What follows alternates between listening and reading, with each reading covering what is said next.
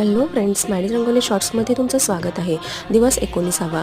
तर आज मी तुम्हाला श्रावण सोमवारी शिवामूठ का वाहतात हे सांगणार आहे. तर पारंपरिक कथेनुसार एक राजा होता आणि त्याला 4 सुना होत्या.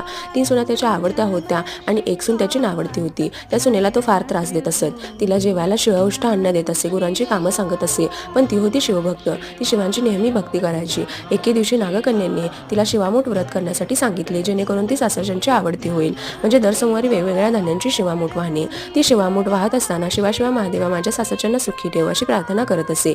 एके दिवशी ती काय करते पाहण्यासाठी राजा तिच्या मागे गेला. तिची प्रार्थना ऐकून राजाला पश्चाताप झाला. तिथे एक छोटे देऊळ होते, पण राजा जेव्हा गेला तेव्हा ते मंदिर सोन्याचे झाले होते. तेथून दर्शन घेऊन ते बाहेर पडले. मागे त्यांची पिशवी राहिली म्हणून ते मागे गेले. बघतात तर तिथे मंदिर नव्हतं आणि एक छोटं देऊळ होतं. राजाला त्यांची चूक समजली. आपल्या सुनेमुळे शिवांचे दर्शन झालं म्हणून ते खुश झाले आणि ती सून त्यांची आवडती बनली. तेव्हापासून संसार सुखाचा होण्यासाठी हे व्रत केले जाते. धन्यवाद.